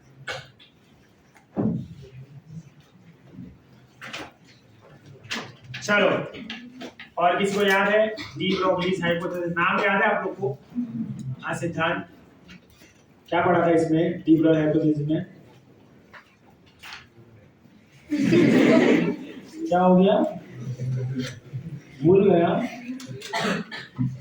पहली बार हुआ ना ऐसा फर्स्ट टाइम बाकी सब याद है ना अरे डी ब्रोगली हाइपोथेसिस भूल गया याद क्या चलो बता दे चैप्टर का नाम मेरा नाम याद है पूरा नाम बता चलो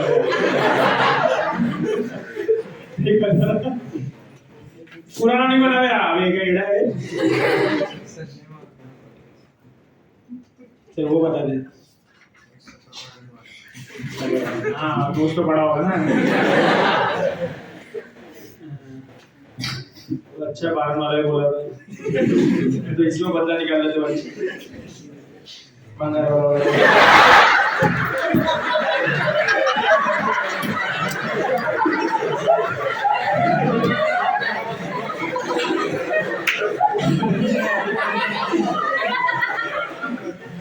आगे अरे साक्षी कभी तो हंसो यार, हंसती नहीं है ये जोक जमा करके आती है याद कर ले तू पहले, फिर आराम से बैठ के हंसी क्या बोलेगा यार। चलो देखो इधर, आज तो अभी हो गया 2 लेक्चर बाकी और फिर नहीं दिखने वाला मैं। आगे डी ब्रोगली हाइपोथेसिस, चलो कोई नहीं बता पाया ना, एज पूरे 11th के पहले दिन से आखिरी दिन तक कंसिस्टेंट रहेगा, नहीं बताया ऐसा तो नहीं ही बताना, इतने ढीठ किस्म के कहाँ से डेंगू गेंडू होगा आप लोग, इतना ढीठ पर तो मच्छरों में भी नहीं है। चलो अभी ध्यान है एकदम सिंपल सा है।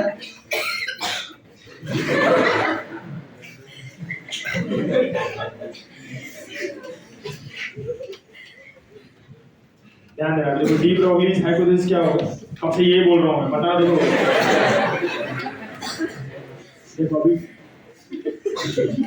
हमने फिजिक्स को डिफाइन किया था first day of the lecture में 2022 में था तू होने को उसको विचार में मैं क्यों था फिजिक्स को डिफाइन किया था हमने, कितने नेचर होते हैं फिजिक्स को हम डिफाइन कैसे करते हैं, it is study of nature ना, और नेचर कितने पार्ट में डिवाइड होता है, तो पार्टिकल है, पार्टिकल एंड एनर्जी, पार्टिकल है लास्ट के चैप्टर सुने हैं और इसके आंसर कहीं पे भी यूज कर लेते हैं, मैथ्स में भी ना, है ना, ये अपॉन ये का फंक्शन क्या होगा, वेव। सुनो अभी चलो आधा घंटा है last and will complete de Broglie hypothesis, एकदम सिंपल कुछ नहीं। तो फिजिक्स को डिफाइन किया था study of nature and laws ना, नेचर को हमने 2 पार्ट में डिवाइड किया, matter and energy. Matter is something which has mass, which will occupy some space, which can move with a velocity and have some momentum ना, ऐसे जो भी character जिसके पास भी होते हैं वो मैटर है, हम मैटर है ना, कि हमारे पास मास है, हम स्पेस ऑक्यूपाई करते हैं, हम भाग सकते हैं, हमारा वेलोसिटी होगा, हमारा मोमेंटम होगा, है तो वी आर मैटर। और एक होता है एनर्जी जिसमें हम काम करते हैं ना, लाइट भी एक एनर्जी है, जैसा अब हमने क्या कहा कि लाइट के पास 2 नेचर होते हैं, wave nature and particle nature. तो इन शॉर्ट अगर लाइट एनर्जी है तो मैं ऐसा कह सकता हूं कि एनर्जी जो है, एनर्जी उसके पास भी कितने नेचर होता है, 2, wave nature and particle nature. ध्यान देना अभी आधा घंटा है, ज्यादा कुछ लिखने लायक नहीं है इसमें, most of the things are cover, इसमें आपको सिर्फ सुनना है और समझना है what is going on here, बस we have reached the end of the chapter.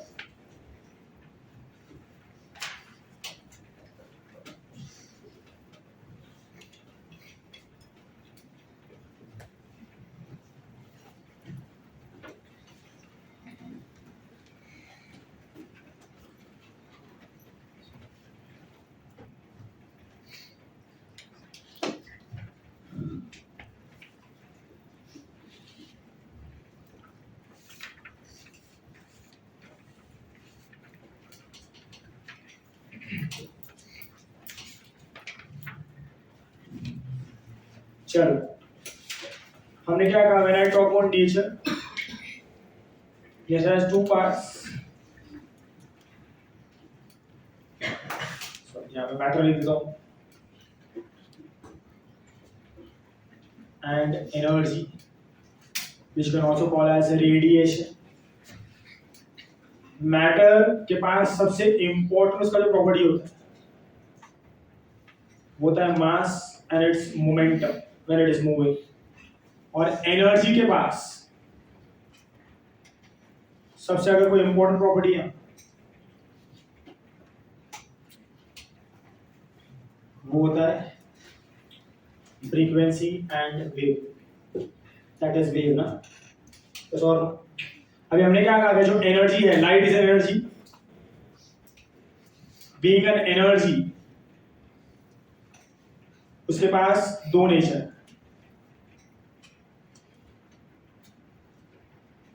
First is wave nature and second is wave nature तो पूरा हम पढ़ चुके हैं, interference, diffraction, polarisation, reflection, diffraction, है ना। पार्टिकल नेचर अभी हमने पढ़ा, फोटो इलेक्ट्रिक इफेक्ट, इसमें भी तो फ्रीक्वेंसी था ना, is equal to H T, आगे फ्रीक्वेंसी वेवलेंथ भी था, is equal to H by lambda. तो वेव नेचर भी है, पार्टिकल नेचर भी है, यस और नो, आप बोल सकते हो फोटोन है। अभी डी ब्रोगलीज हाइपोथेसिस कैसे डील करता है, क्या डील करता है, अंडरस्टैंड करना। मैंने आपको इसके पहले भी बताया हूं, किसी हम बात कर रहे हैं नेचर की, तो किसी बात कर रहे हैं here we are talking about nature. और नेचर का सबसे इंपॉर्टेंट जो फंडामेंटल है वो है सिमेट्री। क्या है? सिमेट्री। अगर पूरा लिखोगे यहाँ पे, आई टॉक अबाउट सिमेट्री। नेचर को हर एक चीज एकदम बैलेंस चाहिए, हर एक चीज एकदम सिमेट्रिकल चाहिए। आप सिमेट्री के अगेंस्ट जाओगे ना तो it will always go to cause you, और उसके कॉन्सिक्वेंसेस होते हैं। सिंपल सा एग्जांपल देता हूं, अगर आप कभी नोटिस करोगे ना एक्सीडेंट्स को, देखो मोस्ट ऑफ द एक्सीडेंट जो होता है ना वो रिक्शा के ही होते हैं। कभी ऑब्जर्व करना, ऐसे कभी ऑब्जर्व नहीं किया होगा, बट या तो रिक्शा का होगा, तो रिक्शा की वजह से हो, अगेंस्ट नेचर है। नेचर ने हर एक चीज या तो 2 पैर पे बनाया या तो 4 पैर पे ना। हम शाने बन के रिक्शा कितने पैर पे बनाते हैं? 3, तो पड़ जाती है, ऐसा मुंबई में ज्यादा होता है ना। और रिक्शा के जो एक्सीडेंट होते हैं वो हमेशा ब्रूटल होते हैं बहुत ज्यादा, क्योंकि हाँ उसमें अगर आप रुके तो हो गए, फिर ऊपर सीधा ऊपर वाले बुलाते हैं, आ जाओ आगे से नेचर करके। बाइक कार वगैरह में थोड़ा बच भी जाते, पर रिक्शा में कभी इतना ब्रूटल होता है, क्योंकि इट इज अगेंस्ट नेचर ना, वो नेचर का एज बना। तो नेचर में हर एक चीज कैसे चलती है? Symmetry. Everything needs to have a symmetry, है ना। सिमेट्री मतलब बैलेंस रखा है सब चीज, दिन है रात है, ठंडी है गर्मी, ऐसा और अरे गली में पॉइंट। सो हर एक चीज में सिमेट्री अवेलेबल है। आप अगर ऑब्जर्व करोगे nature, everything has a symmetry. तो डी ब्रोगली ने इसके ऊपर ही बहुत सोचा कि नेचर का सबसे फंडामेंटल चीज जो है दैट इज सिमेट्री ना, कि नेचर लव सिमेट्री, उसको हर चीज सिमेट्रिकल चाहिए। तो अगर हम फंडामेंटली नेचर को डिफाइन कर रहे हैं as in 2 parts, matter and energy, और पूरी दुनिया वाले ये कह रहे हैं कि एनर्जी दैट इज रेडिएशन के पास 2 nature, wave nature and particle nature, और जो मैटर है उसके पास सिर्फ एक ही nature, that is particle nature ना। तो सिमेट्री तो शुरू में ही बिगड़ गई ना, नहीं समझा? अरे आपने नेचर को एक्सप्लेन करना स्टार्ट किया और स्टार्टिंग में ही वो असिमेट्रिकल हो गया ना। तो अगर आप इसके ऊपर ज्यादा फोकस करते हो कि नेचर में हर चीज सिमेट्रिकल है, तो अगर आप नेचर को डिफाइन कर रहे हो मैटर एंड एनर्जी, तो एनर्जी और मैटर भी कैसा होना चाहिए? सिमेट्रिकल। कैसा होना चाहिए? सिमेट्रिकल। और वो सिमेट्रिकल मतलब कैसा कि अगर आप कह रहे हो कि एनर्जी के पास, रेडिएशन के पास, लाइट के पास 2 नेचर है, wave nature and if light can behave as a wave, can behave as a particle, for the sake of symmetry, can I say matter also needs to have 2 nature ना, wave nature and particle। इसलिए आप chapter का नाम पढ़ो, क्या है? Dual nature of matter and radiation. Radiation के पास भी कितने नेचर है? 2। उसी तरीके से मैटर के पास भी कितने नेचर होंगे? 2। पार्टिकल तो वो है ही, क्योंकि उसके पास मास है, मोमेंटम है। हमें क्या जस्टिफाई करना है? उसके पास कौन सा नेचर है? वेव। कौन सा नेचर है? वेव। और अभी मैंने कहा कि इस दुनिया में किसी को भी वेव बनना है तो उसके पास क्या होना चाहिए? तो बोलो, पार्टिकल मैटर के पास मास और मोमेंटम तो है, मास और मोमेंटम। तो आप ये तो जस्टिफाई कर पा रहे हो ना जो वो पार्टिकल है। अगर मैं कहीं से ये जस्टिफाई कर दूं कि इसके पास वेवलेंथ और फ्रीक्वेंसी भी है, तो ये क्या है? और ये पार्टिकल भी और उसके पास 2 नेचर। इसके पास मैटर, तो मैटर के पास भी 2 नेचर होगा, पार्टिकल के पास भी 2 नेचर होगा। The nature is symmetrical, yes और यही जस्टिफाई किया किसने? डी ब्रोगली ने अपना हाइपोथेसिस। हाइपोथेसिस का मतलब क्या होता है? एक प्रेडिक्शन होता है जो फिर विद टाइम लोगों ने जस्टिफाई किया, अलग अलग लोगों ने अलग अलग चीजें बताई और वो जस्टिफाई हो गई, यस और। अब देखो तो क्या कहते हैं हम लोग, बोलो क्या कहा मैंने कि जैसे एनर्जी के पास दो नेचर है, वैसे मैटर के पास भी कितने नेचर हो गए? Wave and particle. बोलो पार्टिकल को जस्टिफाई करने की जरूरत है क्या? तो फिर मतलब ही क्या है नेचर का? तेल लगाने जाए, ये तो है ही ना, पूरी दुनिया इसमें चल रही है। हमें क्या जस्टिफाई करना है? वेव नेचर जस्टिफाई करना है वेव नेचर। तो डी प्रॉब्लम में वही किया, जस्टिफाई किया अपने हाइपोथेसिस से। समझ में आ रहा है? तो देखो सर जस्टिफाई कैसे किया? एकदम सिंपल, कुछ ज्यादा है नहीं। सबसे पहले ना उसने हेल्प की फोटोन की, किसकी? फोटोन की हेल्प।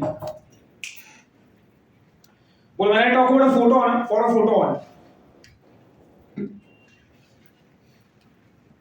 फॉर अ फोटोन उसका एनर्जी कितना है? E इज इक्वल टू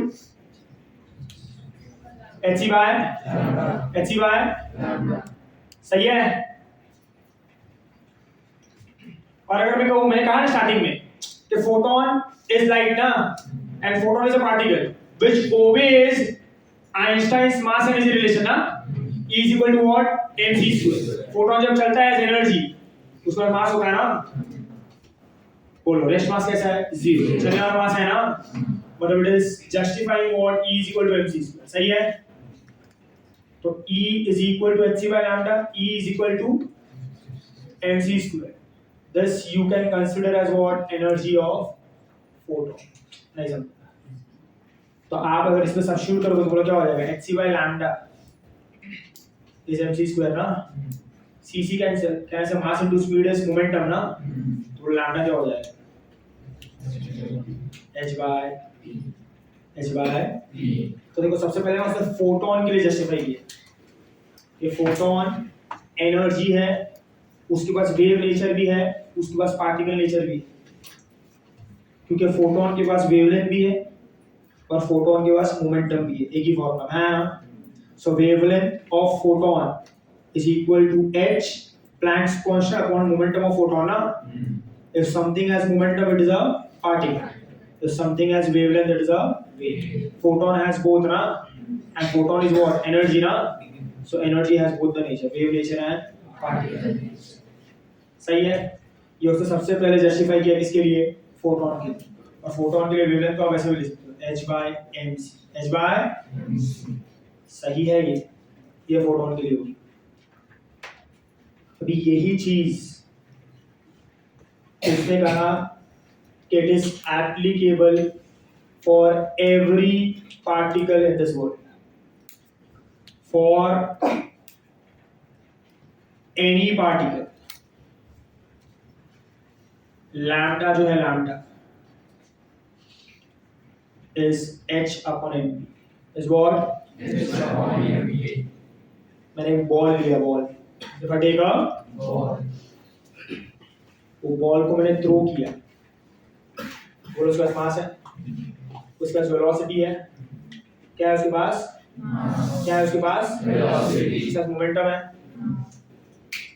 वो बॉल के साथ एक वेव एसोसिएट होती है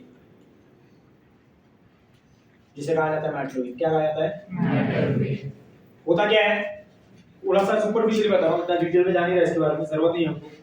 you take an object and when you throw it, जो मोशन में होता है ना, तो क्या ऐसे उसके आजू बाजू में एयर पार्टिकल्स, एटमॉस्फेयर है ना, वो जब मूव कर रहा है तो कहना है, जब वो एयर में मूव कर रहा है, जो भी मीडियम मूव कर रहा है, अभी एयर में मूव कर रहा है, तो एयर के पार्टिकल्स को डिस्टर्ब कर रहा है ना, तो एयर के पार्टिकल्स डिस्टर्ब होकर क्या क्रिएट करते हैं? वेव। क्या क्रिएट करता है? वेव। और वो जो वेव्स है वो ये बॉल के चारों तरफ हो गई, वो ये बॉल के चारों तरफ ये एनवेलप बना देते हैं। क्या बना देते हैं? और ये वेव्स ही रिस्पांसिबल होता है उसको डायरेक्शन देने के लिए। क्या देने के लिए? डायरेक्शन। बोलो ये वेव किसकी वजह से बना है? बॉल की वजह से ना, इसलिए इसको कहा जाता है मैटर वेव। क्या कहा जाता है? Matter wave. नहीं समझते? देखो अगर इसमें हमने v को 0 सब्स्टिट्यूट किया ना, तो लैम्डा इंफिनिटी आएगा। मतलब वेव बना ही नहीं ना, v0 मतलब क्या? ओरेस्ट पे है ना, मतलब वेव बना ही नहीं। मतलब वेव कब बनेगा? जब पार्टिकल इसमें होगा, मोशन में, तभी तो डिस्टर्ब करेगा ना, और तभी क्या बनेगा? वेव। इसको आप क्या कहोगे? Matter wave. क्या कहोगे? Matter wave. नहीं समझे? क्लियर है? आया ना? तो हम जब भी भागते हैं या तो कोई भी ऑब्जेक्ट थ्रो करता है या तो हम एक मोशन में है, वी फील द ड्रैग ना, और उसका भी एक एरोडायनामिक्स होता है ना। कार वगैरह के आप शेप्स वगैरह देखते हो कि उसके बोनट का एक पर्टिकुलर शेप होगा, उसके जो साइड डोर्स होता है उस पर कुछ शेप्स होता है ना, तो वो डिजाइन के लिए तो है ही, it is for the look and feel के लिए होता है, but at the same time it is also in terms of aerodynamics ना, क्योंकि उसको हमेशा एयर रेजिस्टेंस, एयर के अगेंस्ट फाइट करना होता है ना, या तो उसके अगेंस्ट ट्रैवल करना होता है, तो उसके टर्म्स में ट्रैवल करना होता है ना। तो आप इसको वेव के टर्म्स में देखिए, एक कार चल रही है, वो एयर के पार्टिकल डिस्टर्ब कर रही है ना, वो एयर के पार्टिकल डिस्टर्ब होकर वेव बना रही है जो उसके लिए एनवेलप बना रही है ना, और वो रिस्पांसिबल इसके डायरेक्शन के लिए है ना। अरे गेटिंग माय पॉइंट? ये वेव फॉर्म क्या कहते हैं? मैटर। क्या कहते हैं? मैटर। और उसका वेवलेंथ कितना होता है? h/m। What is this called as? Matter waves. ये उसका जनरल डिजाइन। तो बोलो ये किसके लिए? आप सी को रिप्लेस करो v से, वो किसके लिए बन जाएगा? हर एक पार्टिकल, दुनिया के हर एक पार्टिकल के लिए, चाहे वो मैटर में। पर ये कब एप्लीकेबल है? जब वो रेस्ट पे है कि मोशन पे? Every particle when is performing motion it will create a wave, envelope of wave around it ना, which will be responsible for its direction ना, called as what? Matter waves। क्या कहिए इसको? Matter wave. समझा? आया ना? पर ये तो सिर्फ एक थियरी हो गई ना, this is just something which is hypothetical ना, हाइपोथेसिस है, वो बता रहा है कि ऐसा ऐसा है दुनिया, इसको जस्टिफाई भी तो करना पड़ेगा। अभी जस्टिफाई करने के लिए कार और बॉल ये सब थोड़ी बुलाते बैठेंगे हमेशा, वी नीड समथिंग सिग्निफिकेंट ना। तो मैटर का जो रिप्रेजेंटेटिव होता है that we consider to be electron, इसको लेते हैं हम लोग electron, which is the smallest particle available in nature for us, electron. बाकी सबकी बात नहीं कर रहा, हमारे लिए कौन सा एप्लीकेबल है? इलेक्ट्रॉन। तो हमने इलेक्ट्रॉन को रिप्रेजेंटेटिव बनाया, किसका? मैटर। किसका? मैटर। ये सब कुछ किस पे करना है? इलेक्ट्रॉन। फिर एक्सपेरिमेंटली और थियोरेटिकली इलेक्ट्रॉन का वेवलेंथ फाइंड आउट किया। क्या फाइंड आउट किया? इलेक्ट्रॉन भी पार्टिकल है, इलेक्ट्रॉन भी घूमता फिरता है ना। अभी उसने बोला ना, जब वो ऑर्बिट में घूमता है तो अपने आजू बाजू वेव्स बनाता है, कौन सा वेव्स है वो? Matter waves. तो उन्होंने क्या ट्राई किया? दो तरीके ट्राई किए। सबसे पहले थियोरेटिकली इलेक्ट्रॉन का वेवलेंथ फाइंड आउट करते। क्या फाइंड आउट करते हैं? इलेक्ट्रॉन का वेवलेंथ। एक बार थियोरेटिकली हो गया, फिर उसी के ऊपर उन्होंने एक्सपेरिमेंट किया, जैसे कहा था डेविसन एंड जर्मर एक्सपेरिमेंट। क्या कहा था? Davisson and Germer experiment. पहले थियोरेटिकली वेवलेंथ कैलकुलेट किया, फिर एक्सपेरिमेंट किया with Davison and Germer, and they were successful in calculating the same wavelength practically also. तो जो थियरी है वो प्रैक्टिकल मैच कर गया ना, और इलेक्ट्रॉन के पास क्या है? वेवलेंथ। क्या है? और अगर इलेक्ट्रॉन का वेवलेंथ है और उसके साथ क्या एसोसिएट हो रहा है? वेव। मतलब इलेक्ट्रॉन के पास भी कौन सा नेचर है? वेव। कौन सा नेचर है? Wave nature. क्लियर है? आया? समझा सबको? अभी के लिए मैं प्रैक्टिकल वो डेविसन एंड जर्मर एक्सपेरिमेंट मैं डिस्कस नहीं कर रहा, I am discussing the theoretical part कि पहले थियरी कैसे होता है, इलेक्ट्रॉन का वेवलेंथ कैसे निकाला, फिर हम लोग किस पे जाएंगे? एक्सपेरिमेंट। सही है? तो देखो ध्यान देना है, व्हाट इज हैपनिंग हियर।